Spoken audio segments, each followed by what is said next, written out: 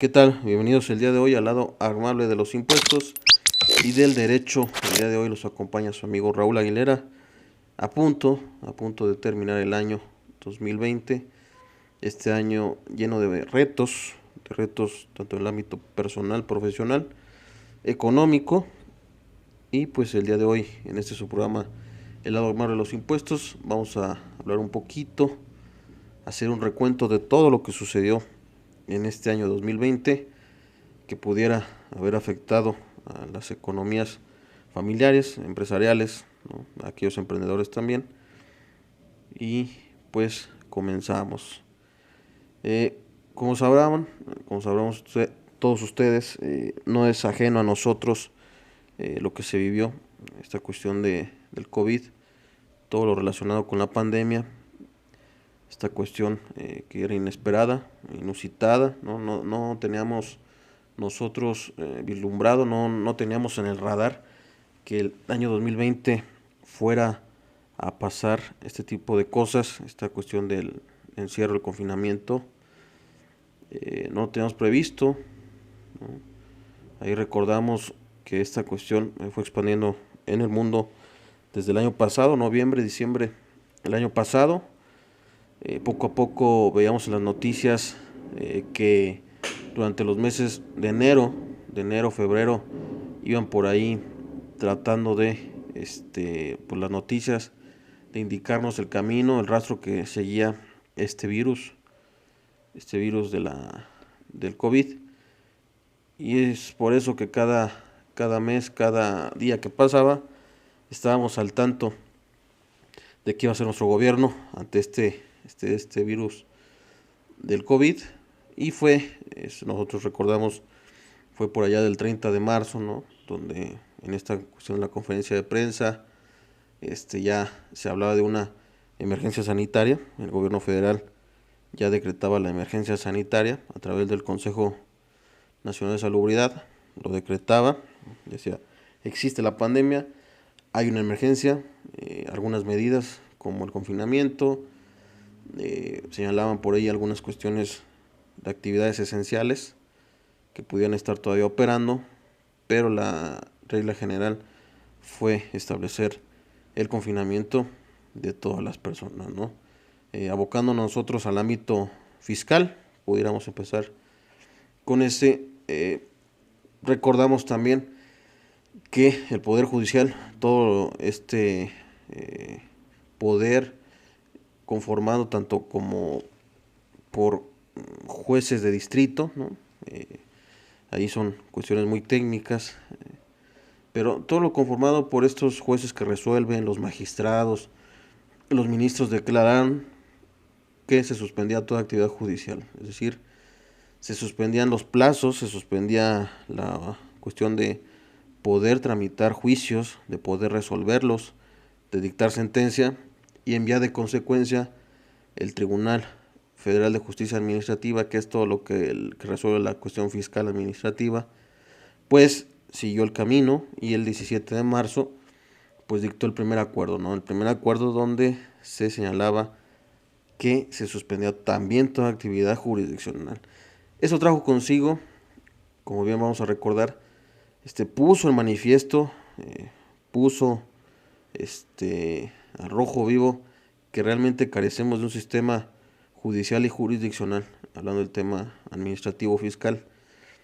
Carecemos de un sistema que pudiera contar con la tecnología suficiente para hacer combate a estas, pues, pudiera ser contingencias, causas de fuerza mayor, esta cuestión de la pandemia, que permitiera estar resolviendo o dictando justicia en materia fiscal administrativa para poder pues seguir el curso de los juicios, ¿no? El juicio de los asuntos.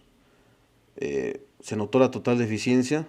Este acuerdo se dictó, vuelvo a repetir, el 17 de marzo, se dictó el 17 de marzo y se fueron dictando varios acuerdos de la Junta de Gobierno, la que regula, la que administra ese tribunal. Se fueron dictando acuerdos subsecuentes, ¿no? Todos pensábamos que era solamente un mes de confinamiento, 2 meses, iba a pasar íbamos a estar regresando a nuestras labores en mayo, junio. Esta cuestión de la pandemia iba a, pues a finalizar, íbamos a retomar nuestra vida diaria, pero estamos hoy a diciembre, estamos grabando este podcast en los últimos días de diciembre, y pues vemos que la cuestión todavía no termina. Esta cuestión de las vacunas sigue presente, sigue hablando el tema, o más confinamientos en los estados de la República, semáforo rojo. Entonces ha pasado un año y no vemos el fin de esto. Se habla que puede ser el próximo abril siguiente, se habla de verano siguiente, muchos hablan que a finales de 2021, no lo sabemos, ¿no? Es incierto, pero volviendo al tema que nos interesa, decíamos que a partir del 17 de marzo se suspenden las actividades jurisdiccionales con su eficacia el día 18 de marzo. Se fueron estableciendo acuerdos por parte de la Junta de Gobiernos de este Tribunal de Justicia Administrativa, donde pues se señalaba que se va a prorrogar otro mes, ¿no? O sea, recordemos que el mes de abril salió otro acuerdo donde se establecía que se prorrogaba el plazo hasta el 5 de mayo, ¿no? Entonces fueron pasando los meses, veíamos esta suspensión de labores por parte del tribunal, parar toda actividad jurisdiccional, notificaciones, dictados de sentencia, vuelvo a repetirlo, y solamente se dejaron los emergentes, ¿no? Por ahí se establecieron un tipo de guardias temporales, ¿no? Trabajo en casa para todos los miembros o todos los funcionarios de este tribunal, pero al parecer no fue suficiente, ¿no? Fue que abrió sus puertas hasta el 3 de agosto este tribunal, o sea, pasó enero no lo contamos, pasó marzo, tampoco lo contamos por la cuestión de que, por el conteo mismo, pero pasó abril, mayo, junio, julio, abril, mayo, junio, julio, agosto, al parecer 4 meses, donde la actividad jurisdiccional, el hacer justicia al ciudadano en materia fiscal y administrativa, se paró totalmente, ¿no? Por ahí se ha intentado, a partir de que reapertura de este tribunal, se ha intentado invitar a todos los abogados postulantes, a todos los asesores fiscales que se elijan el camino de la oficialidad de partes que está en línea, electrónica, poder hacer todos los juicios en línea, pero, vuelvo a repetir, no hay esta cultura, o no estábamos preparados más bien para esto, ¿no? Recordemos que todo nuestro sistema es ir a ver, el sistema de justicia pues es ir a ver a los juzgados, acudir a los tribunales, ver en qué estado está el asunto, y pues eso paró totalmente toda la administración de justicia en el país. Eso agregando al tema de que el SAT nunca paró actividades. Entonces, por un lado se encontraba el ciudadano desprotegido porque no tenía a dónde acudir a alguna violación que pudiera cometerse por alguna actuación de la autoridad, porque el SAT nunca paró. La recaudación fue aumentando, vemos por los grandes consorcios que se regularizaron, FEMSA, Walmart, América Móvil, la recaudación aumentó y por tanto pues la actuación del SAT nunca paró.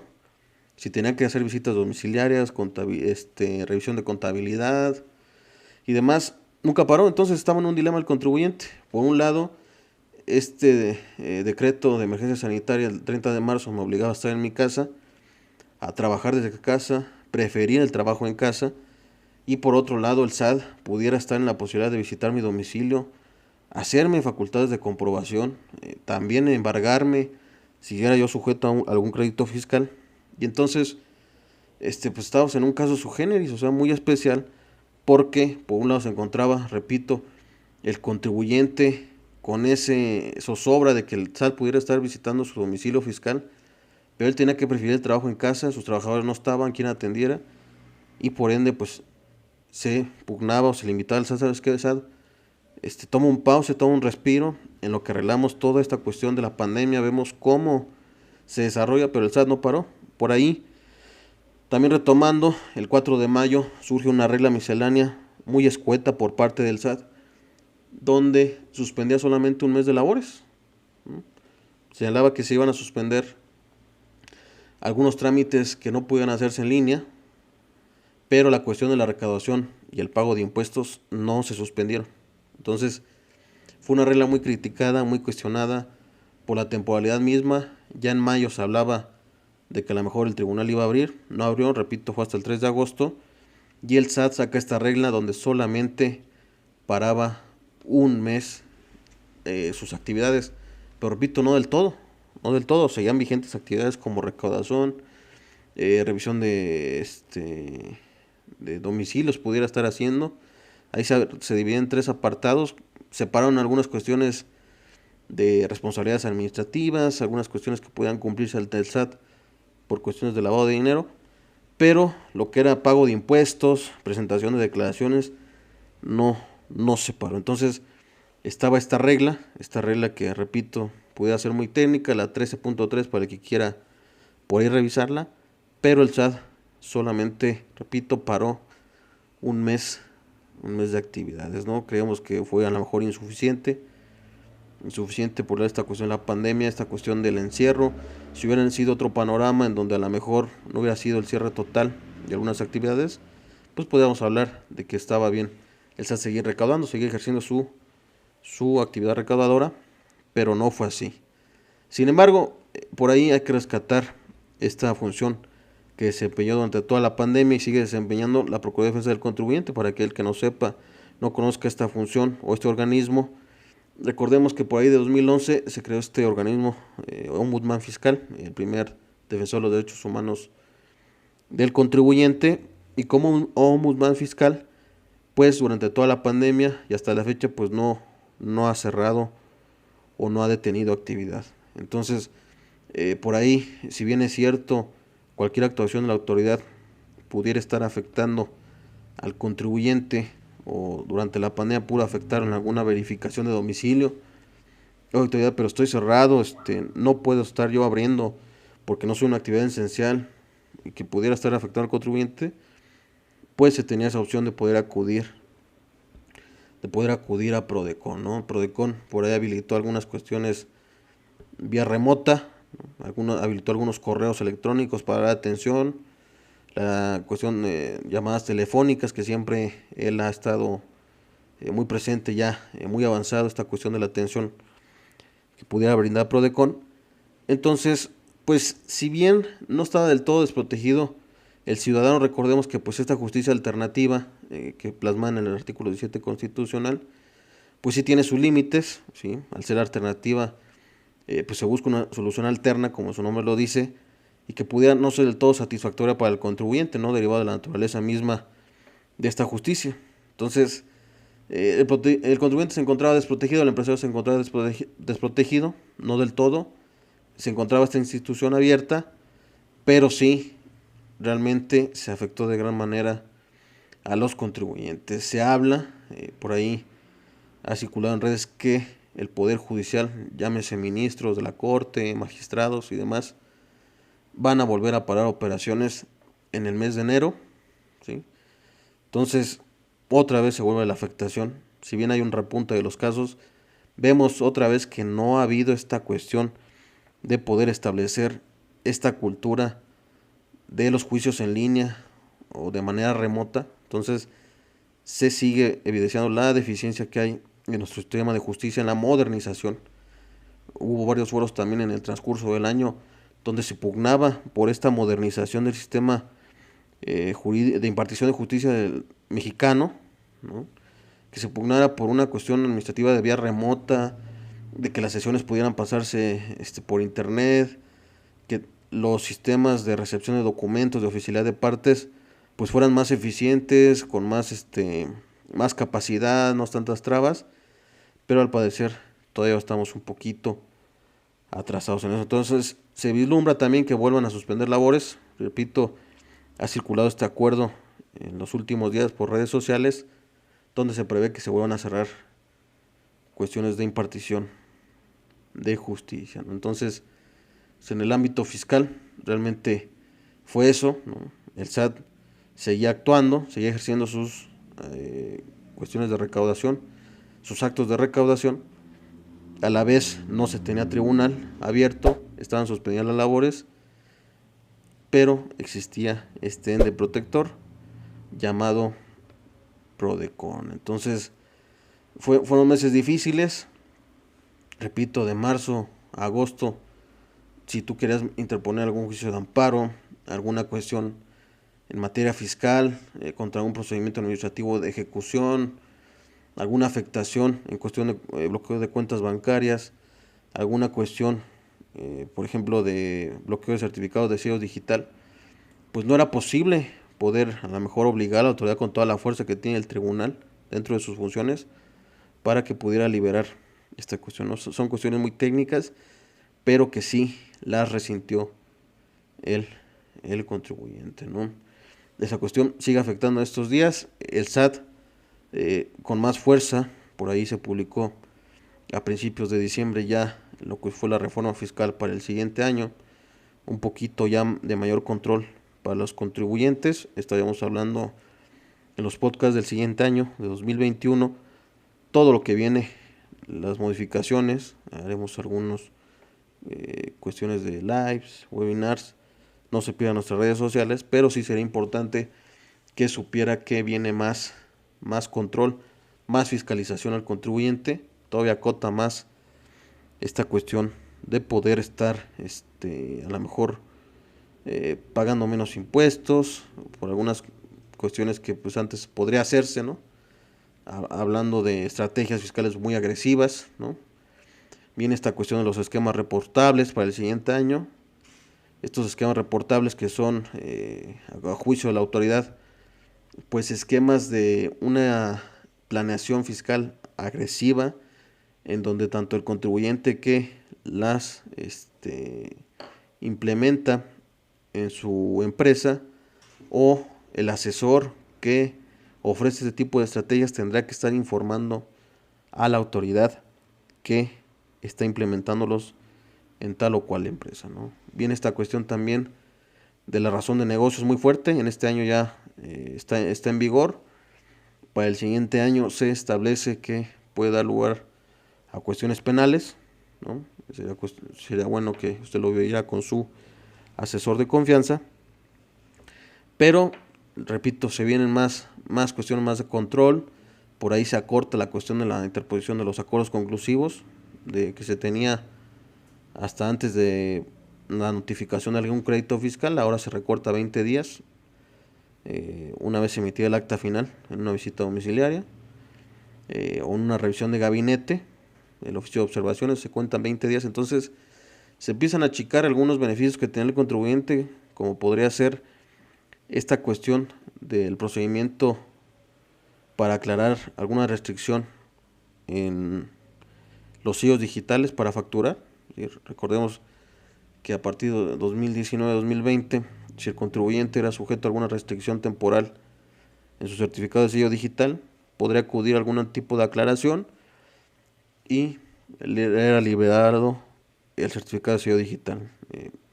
Por ahí en esta reforma que sigue para el siguiente año, pues se va a recortar a 40 días una vez notificado el oficio, donde se le da a conocer al contribuyente que se le va a restringir el sello digital, ¿no? Entonces, si vienen cuestiones muy importantes en fiscalización, ¿no? Pese a que la pandemia afectó, como bien sabemos, no vale la pena pues repetirlo, recalcarlo, porque pues ya en redes sociales conocemos estadísticas que han sacado algunos medios, en donde el cierre importante de a lo mejor pequeñas y medianas empresas pues impactó del todo. Muchas ya no pudieron abrir, muchas apenas están recuperándose, y con estas medidas se prevé que pueda afectar un poco más. No se asuste, tenga usted a bien tener a su asesor de confianza ahí a la mano, que esté actualizado, que usted tome control de sus impuestos y que nos siga para poder seguir brindándole consejos e información de valor. Pues esa cuestión, dejamos ahí recuento de lo que sucedió en esta cuestión fiscal administrativa de los derechos del contribuyente, ¿no? Por ahí también el primero de julio entró en vigor el TEMEC, este tratado que vino a sustituir el Telecan, el Tratado de Libre Comercio, lo vino a sustituir. Este acuerdo que se firmó para allá en 2018, entró en vigor en 2020. Por ahí sabemos que tiene algunas cuestiones muy técnicas, pero básicamente regula algunas cuestiones salariales, algunas cuestiones del medio ambiente. Se enfoca mucho a todo el comercio electrónico, al e-commerce. Y en esta vía de consecuencia, derivado de su entrada en vigor, pues vimos que en septiembre por ahí se publicaron algunas modificaciones a varias leyes, ¿no? O sea, con un efecto dominó por las obligaciones mismas de este tratado del TEMEC, ¿no? Entonces, algunas cuestiones, algunas reformas que sufrieron las leyes de propiedad intelectual también se vieron ahí, ¿no? Un poquito más rigurosas. Tan es así que se modificó algunas cuestiones del Código Penal en esta cuestión de violaciones a la propiedad intelectual, ¿no? También se modifica por ahí se modificó la Ley Federal de Derechos de Autor. La ley aduanera también sufrió reformas importantes. Y por último, esta cuestión de los impuestos generales de importación y exportación.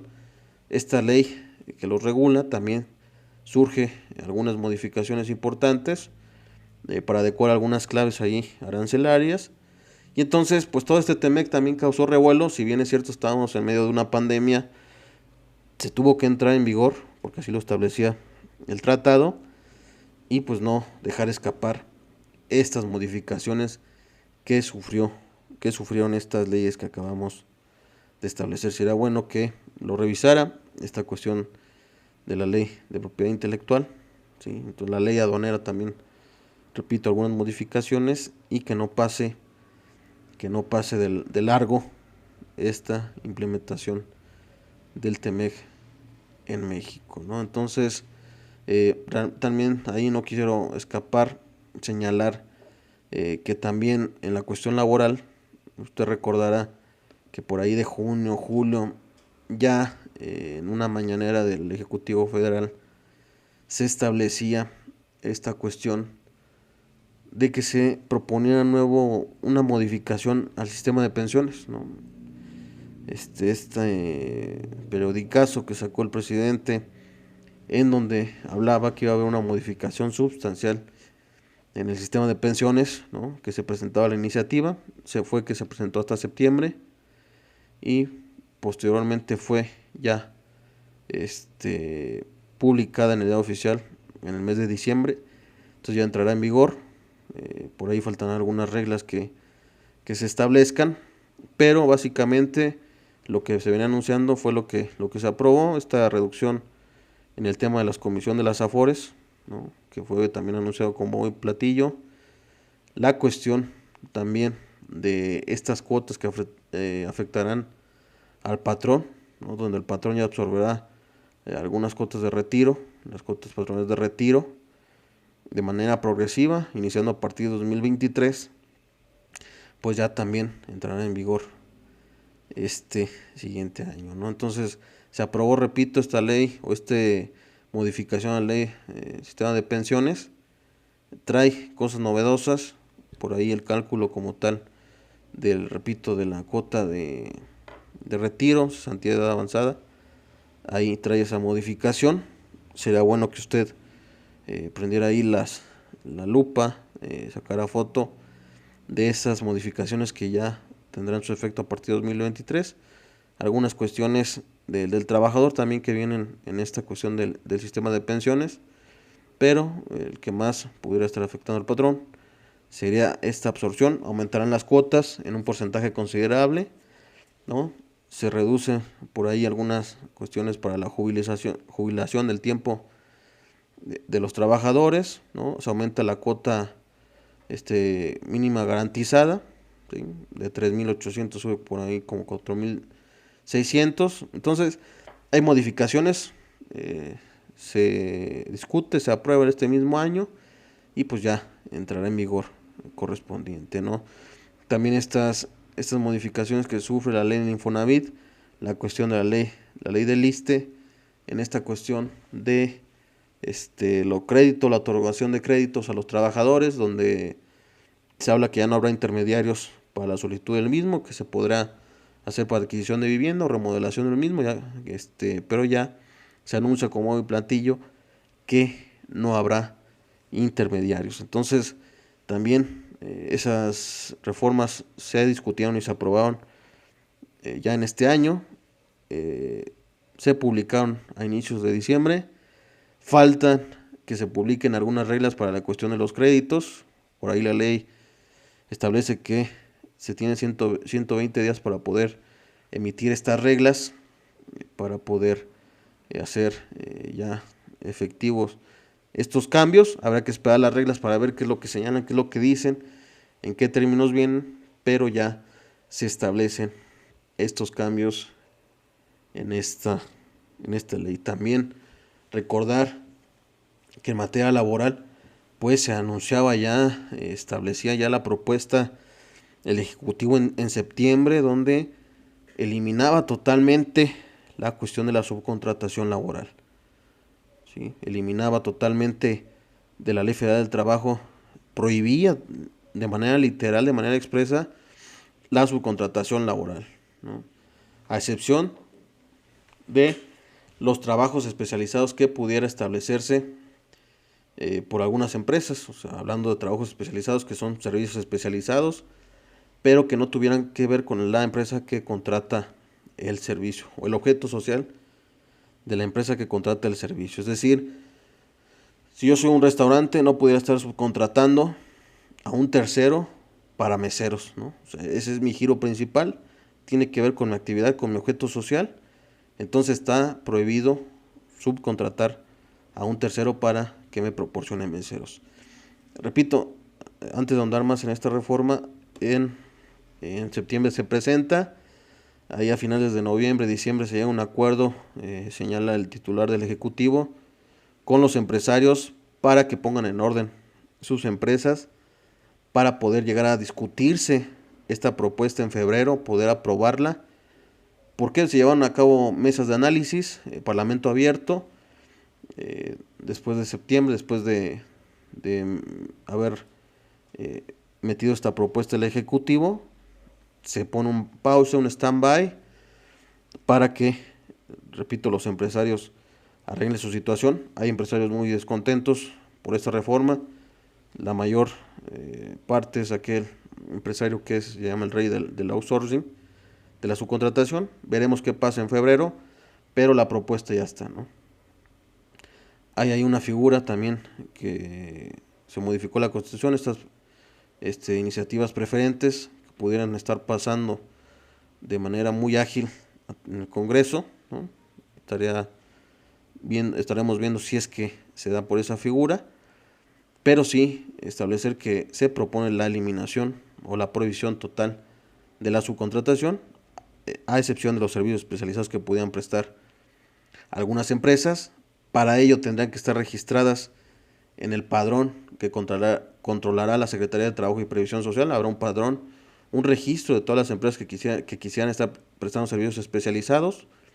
Ya será controlado por la Secretaría de Trabajo y Previsión Social. Se evitarán a lo mejor cuestiones de evasión fiscal, detrimento de las prestaciones laborales de algunos trabajadores. Y entonces ya se crea este padrón. Esta reforma también salpica como tal a los temas de fiscales, ¿no? A los temas de seguridad social. Se elimina como totalmente la normatividad que se había reformado en 2012 y en los años siguientes en cuestión de la subcontratación. Se establecen reportes que tuviera que estar presentando las empresas que brindan estos servicios especializados de manera trimestral o cuatrimestral. Tanto la ley del IMSS como el Infonavit se establece esta obligación, ¿no? Y proporcionará información de a quién le están prestando el servicio, qué servicio es y demás información. Entonces se pretende controlar un poco más o mucho más, mejor dicho, esta cuestión de la subcontratación, ya a través de la Secretaría, repito, Secretaría de Trabajo y Previsión Social, con este registro, este padrón, con esta información que se enviará 3 o 4 veces al año, y también en el ámbito fiscal se define qué es subcontratación para efectos fiscales. ¿Por qué? Porque me la equiparará, es decir, me la igualará si yo contrato o yo opto por una subcontratación que está prohibida, podría decirse que estoy incurriendo en una defraudación fiscal. Así lo establece la reforma que también salpica al Código Fiscal. Y pues ya, en ese sentido, a lo mejor tratará de eliminarse esas planeaciones agresivas que se hacían mucho con las subcontrataciones. Entonces, viene esta cuestión de la reforma, repito, está en pausa. Se llegó a un acuerdo con empresarios y el titular ejecutivo, poderlo hablar hasta febrero de nueva cuenta, entonces vamos a ver qué pasa en febrero. Y por último también se presenta esta propuesta del teletrabajo, en donde, derivado de toda esta pandemia, toda esta cuestión del COVID, esta cuestión del confinamiento, donde se le dio a preferencia al home office, al trabajo desde casa, pues esta iniciativa pretende regular esta cuestión del home office, ¿no? Se hablan de principios constitucionales de derecho a la privacidad del empleado, derecho a la desconexión, que es esto, que el empleado pueda desconectarse terminando su jornada laboral. Se habla del establecimiento de esta modalidad de teletrabajo en el reglamento interior de trabajo, en los contratos, adecuaciones a los contratos colectivos. Se habla también, y muy cuestionada esta parte, de que el patrón tendría que pagar de manera proporcional los servicios que erogue el trabajador para poder prestar el teletrabajo, llámese servicios de teléfono, agua, luz, internet. Entonces, habrá que ver cómo es que el patrón, si esta reforma, repito, no se ha publicado, todavía no vemos cuándo se vaya a publicar, pero ya está la propuesta ahí. Se vislumbraba que fuera aprobada con todas estas reformas que yo comentaba, de tanto el sistema de pensiones como la cuestión del IMSS, del Infonavit, pero al parecer no pasó para este año. Ahí está latente la cuestión del teletrabajo, se ve que se pueda aprobar, pero es muy cuestionable esta situación de que el patrón tenga que pagar de manera proporcional los servicios. Cuestionable en el sentido de que cómo vas a medir cuánto deberías de pagarle al trabajador, con base en qué tarifa, en qué tiempo, pero sí importante la cuestión de este derecho a la privacidad que tuviera que tener el trabajador, muy importante, y la cuestión de la desconexión, este derecho a desconectarte una vez concluida tu jornada laboral. Entonces se vienen cambios importantes, cambios que se han establecido ya al final del año en cuestiones fiscales, laborales, de seguridad social, que han estado ahí ya latentes, que a lo mejor han pasado desapercibido por esta cuestión de la pandemia, pero que por ahí pudieran afectar para el siguiente año, ¿no? Entonces hay que estar con mucho cuidado, seguir de la mano de sus asesores fiscales, laborales, seguridad social. Se viene fuerte fiscalización, se habla ahí de un aumento, se prevé la cuestión de la recaudación. El SAT ya ha dicho, ya ha advertido, ya descubrió que le sale más barato, más que hacer fiscalización, en irte a visitar tu domicilio y revisar tu contabilidad, y que la contabilidad o esta revisión dure un año. Ya el SAT vio que es más redituable estar enviando correos, haciendo llamadas al contribuyente para que se regularice. Entonces, recomendaciones para el siguiente año, después de este recuento de los daños: puedes tener más orden en tus finanzas personales, en las finanzas de tu empresa, tener una contabilidad impecable, ordenada, distinguir el patrimonio del socio con el de la persona moral, en el caso de las personas morales de las empresas. Si eres persona física, tener mucho orden, tanto tus finanzas personales como las del negocio. Repito, tener una contabilidad impecable, tener las operaciones muy blindadas, refiriéndonos al blindaje como tal, a poder tener los elementos que en un momento dado, cuando la autoridad fiscal cuestione del por qué hiciste esas operaciones, sea poco el porcentaje de riesgo que pudiera tener, ya sea que te las echen abajo, que te las determinen como un crédito fiscal o en su caso se lleve a la materia penal. Entonces, repito, se vienen cambios importantes, sigue la cuestión de la pandemia. Nosotros por aquí concluimos como tal el podcast del día de hoy, siempre agradeciendo que nos sintonice, que siga nuestras emisiones en este podcast a través de YouTube, que ya están grabados también estos podcasts. Y por último, dejo las redes sociales de nosotros, Agmar Soluciones y Blindaje Corporativo en Facebook, Agmar.blindaje, Instagram, el lado amable de los impuestos y del derecho en Spotify, nuestra página web www.agmarblindaje.com y nuestro canal de YouTube, Agmar Soluciones y Blindaje Corporativo. Por mi parte sería todo, agradeciendo siempre, repito, el favor de su atención durante este año 2020, que ya está por culminar, solicitando también, pidiendo que nos sigan sintonizando el año siguiente, generando también información de valor de manera gratuita, y no se les olvide siempre tomar control de sus impuestos y consultar a su asesor de confianza. Buenas noches y feliz año nuevo. Saludos.